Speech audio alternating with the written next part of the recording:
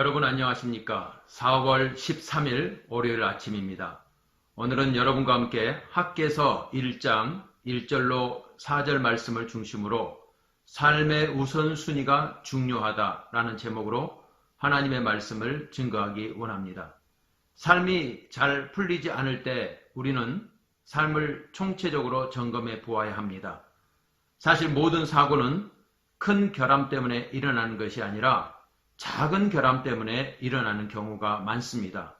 왜냐하면 큰 결함은 눈에 쉽게 띄어서 금방 발각이 되지만 작은 결함은 눈에 잘 띄지 않기 때문에 상대적으로 발각이 잘 되지 않기 때문입니다.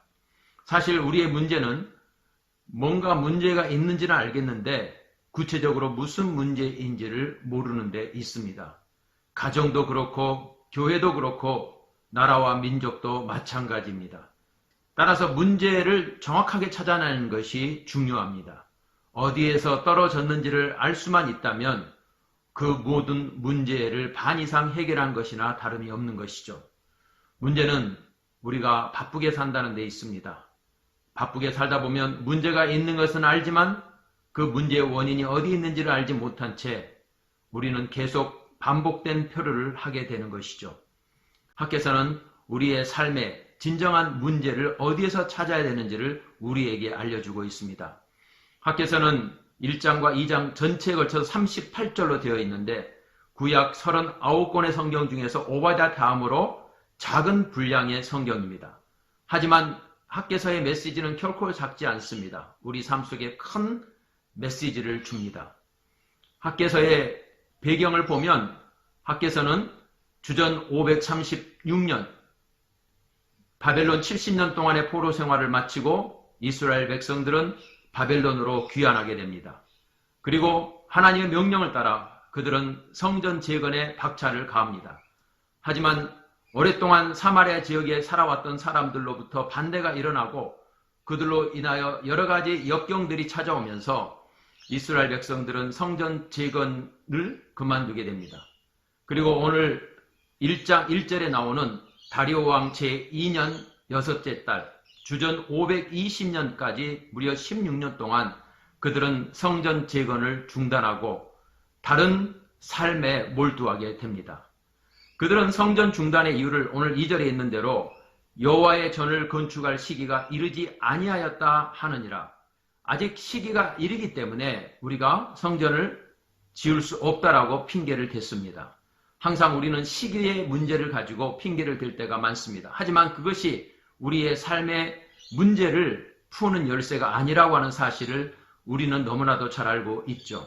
하나님께서 이스라엘 백성들의 삶의 문제가 발생하는 그 이유는 오늘 4절에서 지적한 것처럼 이 성전이 황폐하였거늘 너희가 이때 판벽한 집에 거주하는 것이 옳으냐.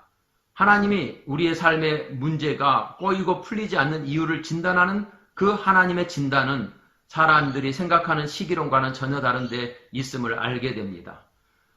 그렇습니다. 결국 우리의 삶의 우선순위가 어디에 있느냐가 결국 우리의 삶의 문제를 해결하는 열쇠라는 것을 우리는 알게 됩니다. 삶이 꼬이고 잘 안 풀리는 이유는 다른 데 있는 것이 아니라 우리가 우선순위를 다른 곳에 두었기 때문인 것이죠. 그래서 예수님은 마태복음 6장에서 너희는 먼저 그의 나라와 그 의를 구하라. 그리하면 이 모든 것을 너희에게 더하시리라. 이 말씀은 영이 형통해야 우리 삶의 모든 영역이 형통할 수 있다는 말입니다. 반대로 영이 형통하지 않으면 다른 모든 삶이 형통하지 않을 수밖에 없다는 것을 우리에게 알려주고 있습니다. 왜 그렇습니까?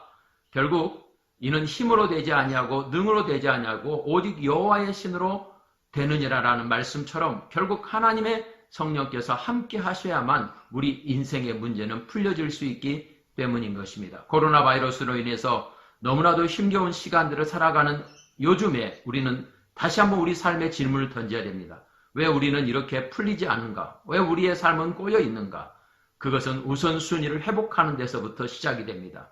우리의 영혼을 회복할 때 우리의 모든 삶은 제자리를 잡게 될 것입니다. 학개서와 함께 우리의 삶의 우선순위가 어디에 있는지 다시 묻고 다시 그 우선순위를 회복하여 영통하면 모든 삶이 형통함으로 나아간다는 사실을 붙잡는 귀한 저와 여러분이 되시기를 주의 이름으로 축복합니다. 감사합니다.